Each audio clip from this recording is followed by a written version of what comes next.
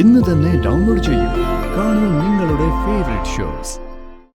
ഒരു ഗത്യന്തരവും ഇല്ലെങ്കിൽ ആ കടുങ്കൈ ഞാനങ്ങ് ചെയ്യും. എന്ത് കടുങ്കൈ?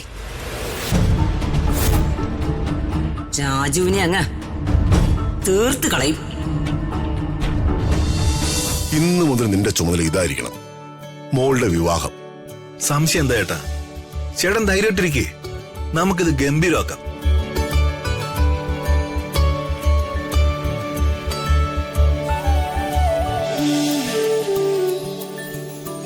മോളെ,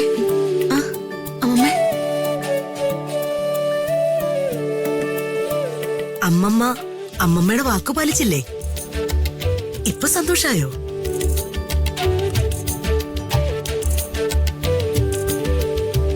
അപ്പോ ഇതിന്റെയൊക്കെ പിന്നില് അമ്മമ്മയായിരുന്നല്ലേ?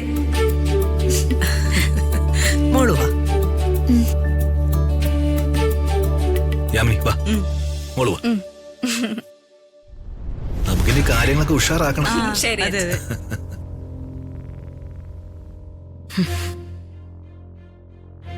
ഇത് ഞാൻ നടത്തി തരാം.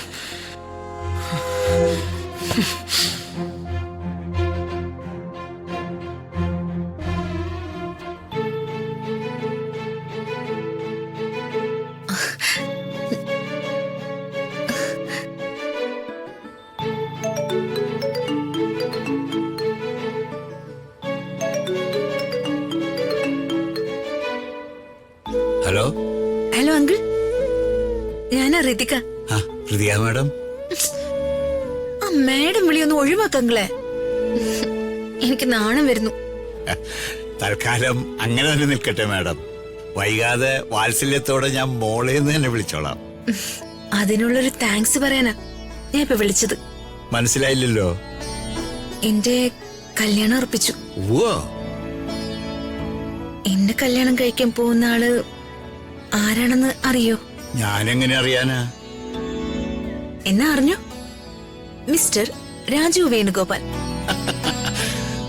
എന്നിട്ട് അവന്റെ അച്ഛനായ ഞാൻ അറിഞ്ഞില്ലല്ലോ. കള്ളം പറയല്ല അങ്കിളെ. അണിയറയിൽ അങ്കിളായിരുന്നു എന്ന് കൃത്യമായിട്ട് എനിക്കറിയാം. അതിനുള്ള താങ്ക്സ് പറയാനാ ഞാൻ വിളിച്ചത്. Thanks uncle.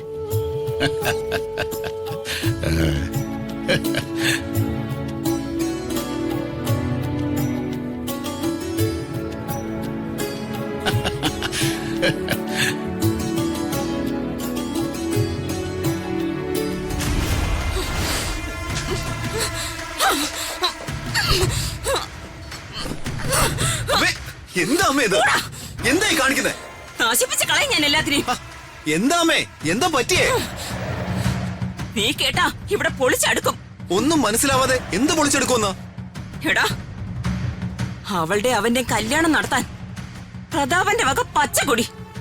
ആരുടെ കല്യാണം? രാജുവിന്റെയും ഋതികയുടെയും. വല്യമ്മ സമ്മതിച്ചോ? അവനെ കൊണ്ട് സമ്മതിപ്പിച്ചതായിരിക്കും. Brain wash. ആ സരസ്വതിയെ ഇതിനകത്ത് വലതുകാല് വെച്ച് കയറിയപ്പോ മുതലേ ഞാനിതൊക്കെ പ്രതീക്ഷിച്ചതാ. അവരിതും ഇതിനപ്പുറവും ചെയ്യുമെന്ന്. വല്യമ്മാവനെ കളവി കയ്യിലെടുത്തല്ലേ? കയ്യിലെടുക്കുന്നത് എന്തിന്?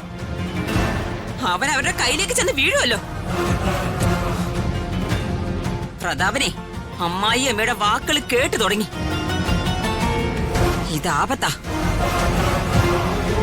ഭാര്യയുടെ വാക്ക് കേട്ട് ജീവിക്കാതിരിക്കാനാ അവളെ ഞാൻ അവന്റെ ജീവിതത്തിൽ നിന്ന് തുരത്തിയത്. അവളെ ഞാൻ ഈ ഡിസ്ട്രിക്റ്റിൽ നിന്ന് എന്നെ നാട് കടത്തി. അവളെ അവന്റെ ശത്രുവാക്കി. അപ്പോഴാ പുതിയൊരു അവതാരം ഇപ്പൊ ഉടലെടുത്തിരിക്കുന്നേ. അമ്മായി അമ്മ സൂര്യമംഗലത്തെ സരസ്വതി വർമ്മ തമ്പുരാട്ടി. അമ്മയോട് ഞാൻ പലവട്ടം പറഞ്ഞല്ലേ ആ കാര്യം എനിക്ക് വിട്ടേക്കുന്നു. കൊട്ടേഷൻകാരെ കൊണ്ട് ഞാൻ അവരെ തീർക്കുമായിരുന്നു. നിന്നെ പോലെ ബുദ്ധിമോശം കാണിക്കുന്നവളല്ല ഈ അംബിക. അവരെ അങ്ങനെ അങ്ങ് തീർത്താ ശേഖരനും യാമിനിയും ഉറപ്പായി നമുക്ക് നേരെ വിരളി ചൂണ്ടും. പക്ഷെ ഈ മാരണത്തൊന്നും ഒഴിവാക്കണമല്ലോ. ഇപ്പോ അവരെ ഒഴിവാക്കുന്നതല്ലടാ നമ്മുടെ മുഖ്യ പ്രശ്നം. ഈ കല്യാണം നടക്കാൻ പാടില്ല. കല്യാണം നടക്കില്ല അമ്മേ. രാജു ഋതികയെ താലി കെട്ടില്ല.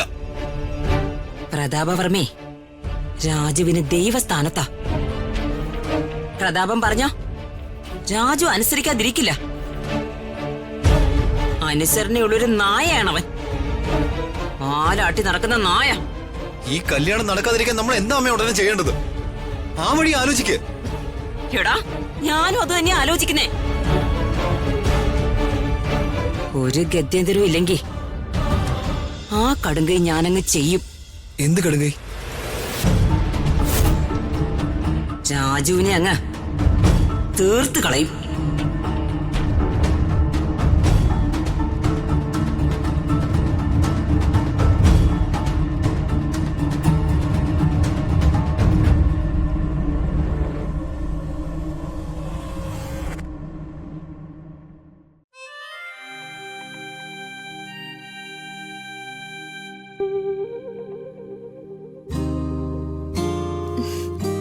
ഹലോ.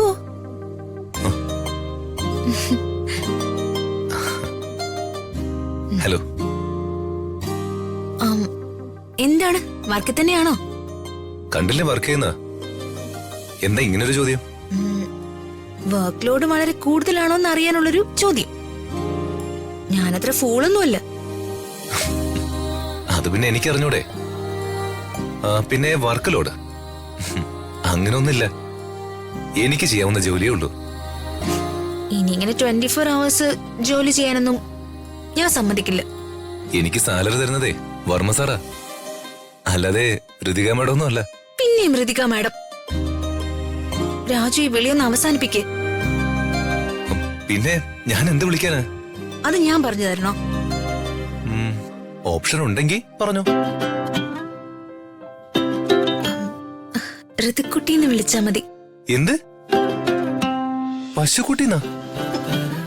പശുക്കുട്ടി ആട്ടിക്കുട്ടിയൊന്നും അല്ല, ഋതുക്കുട്ടി. ഞാൻ അങ്ങനെയൊന്നും വിളിക്കില്ല. ഇതൊക്കെ വല്ലാത്തൊരു വിളിയാ. ഈ വീട്ടുകാരും നാട്ടുകാരൊക്കെ കേട്ടാലേ എന്ത് വിചാരിക്കും? ഞാൻ വിളിക്കില്ല.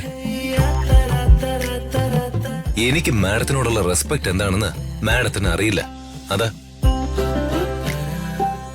രാജു, ഇനി മുതൽ എന്നോട് ഇങ്ങനെ രാജു റെസ്പെക്ട് ഒന്നും കാണിക്കണ്ട. ഞാൻ രാജുവിനോട് റെസ്പെക്ട് കാണിച്ചോളാം. ഋതിക മാഡത്തിന് ഇത് എന്ത് പറ്റി? ഇന്ന് നമുക്ക് ഒരുമിച്ചിരുന്ന് ഒത്തിരി കാര്യങ്ങൾ തീരുമാനിക്കാനുണ്ട്.